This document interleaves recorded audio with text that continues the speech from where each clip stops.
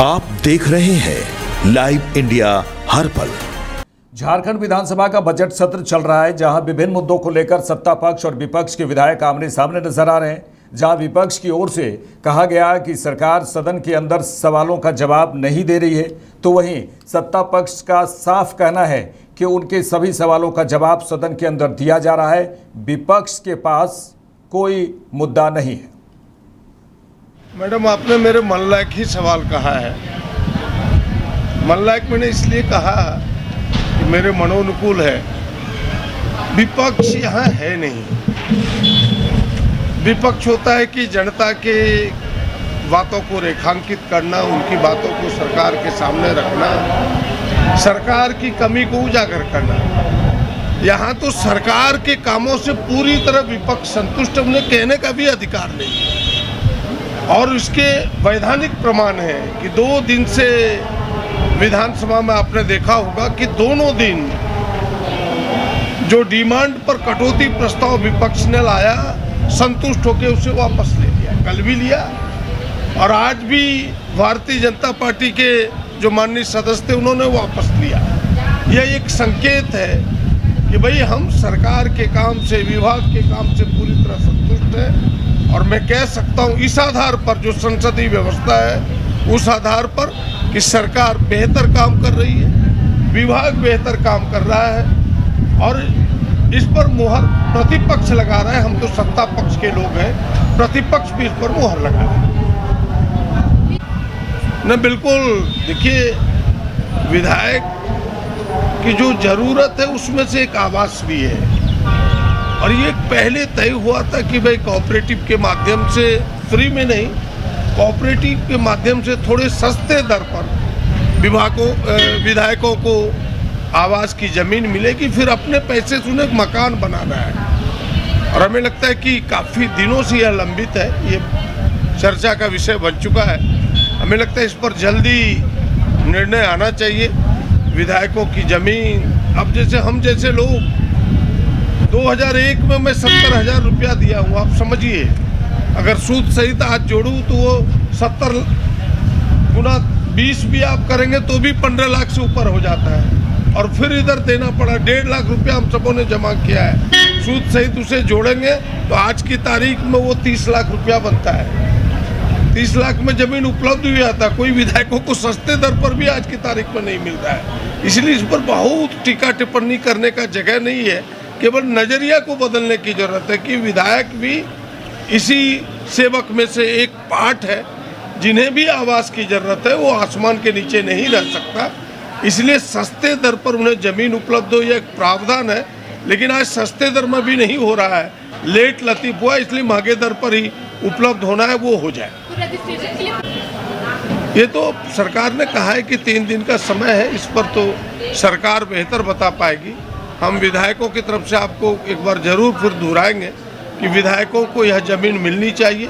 आवास की ज़रूरत है विधायकों को। हम जैसे लोग जो 28 वर्ष से हैं, कोई अपना यहाँ घर नहीं है। राजनीति में परमानेंट जब राजनीति करते हैं, यह तो कोई पद परमानेंट है नहीं। कहीं ना कहीं आपको आवास लेके रहना होगा। तो अगर सस्ते दर पर होता है तो हम सब भी एक छोटा सा घर बना सकते हैं और उस घर में रह कर के राज्य की राजनीति में सेवा दे सकते हैं। देखिए, वो तो शीर्ष नेतृत्व बताएगा, लेकिन हमें लगता है कि यह प्रयास जारी है।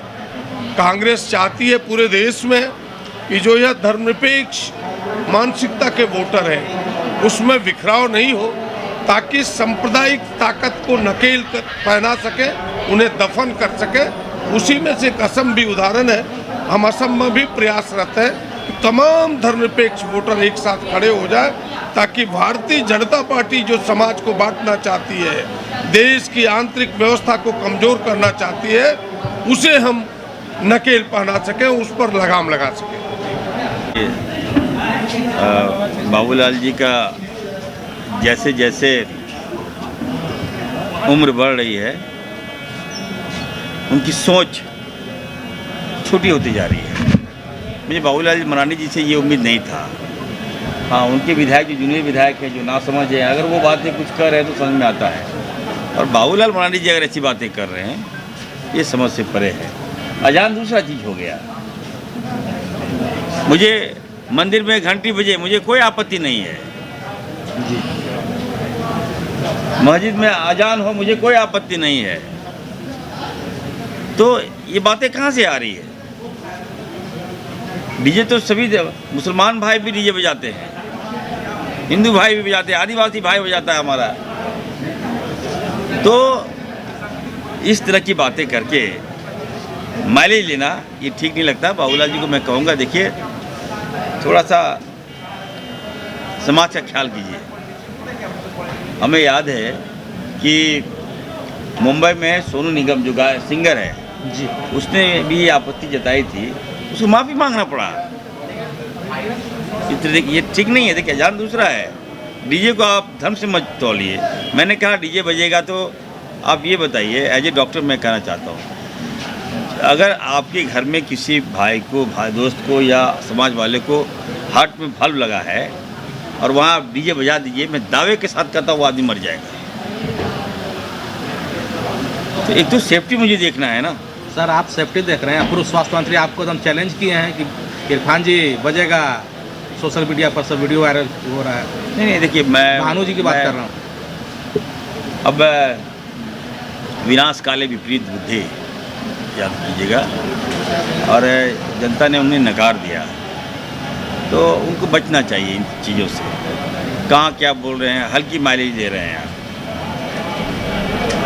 अब सुप्रीम कोर्ट से बड़ा कोई नहीं है, मैं साफ साफ कह देना चाहता हूँ। सुप्रीम कोर्ट का जो वर्डिक्ट है, सुप्रीम कोर्ट का जो निर्णय है, हम लोग फॉलो करते हैं और आपको भी फॉलो करना होगा। आप कोई आसमान से नहीं टपके हैं, यहाँ भाजपा की सरकार नहीं है। कानून व्यवस्था को हम लोग देखते हैं, और अगर कानून व्यवस्था कोई तोड़ेगा तो उस पर कार्रवाई होगी। मैं साफ साफ बोल देता हूँ। हाँ, 30 सेकंड का सवाल था। नेता प्रतिपक्ष पूछते हैं और इधर से संसदीय कार्य मंत्री जवाब देते थे और इस मुद्दे को ख़त्म कर देना चाहिए था। अभी मुद्दा राज्य के जो हैं बेरोजगारी है, बहुत सारे योजनाओं का काम नहीं करना है, हर विभाग में खामियां हैं, उन पर बात करना चाहिए था, उन पर हमें बहस करनी चाहिए थी। लेकिन दुर्भाग्य की बात है, हम लोग मुद्दों पे बहस नहीं कर पा रहे। आज देखिए, मेरा सबसे पहला था एकदम जनहित और आम व्यक्ति के सरोकार से जुड़ा हुआ मामला था, ट्रांसफार्मर को लेकर, बिजली की तार को लेकर, जर्जर पोलों को लेकर। तो मंत्री जी का सवाल आप देख रहे थे।